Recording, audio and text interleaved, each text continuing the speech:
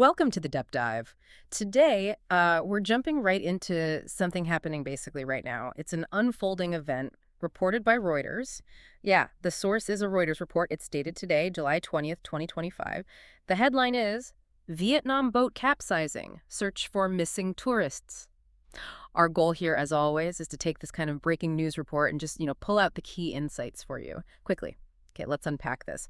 So the core facts we have right now are pretty straightforward but serious. A sudden thunderstorm apparently caused a tourist boat to capsize over in Vietnam, and the immediate focus, understandably, is on this ongoing search. They're looking for 4 missing tourists.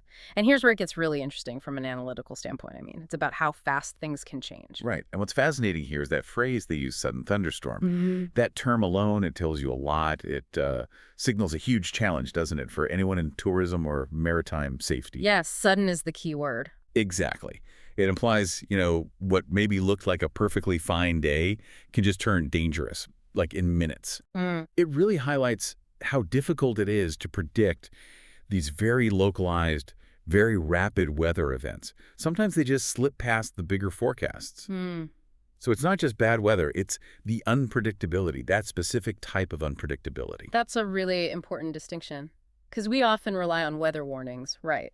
But this kind of thing shows the limits, especially, I guess, for smaller boats closer to the coast. Precisely. Those situations are often more vulnerable. And then there's the other part of the headline, the search for 4 missing tourists.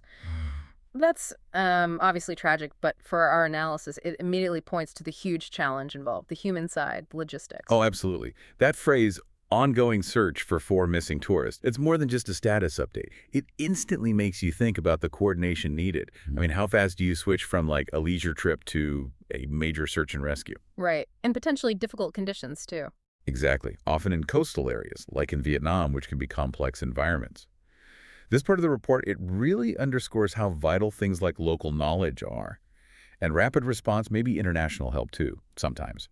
It shows how that first bit of information, even if it's not much, really drives those initial critical efforts. So what does this all mean? Thinking about it as, people trying to understand these fast-moving events. We've got the core incident, tourist boat capsizes in Vietnam, seems it was a sudden storm, and this urgent search for 4 people. That's the Reuters report today. But like we've been saying, there are these layers kind of embedded in just those few details. Yeah, and if we connect this to the bigger picture, maybe it raises an important question for you listening.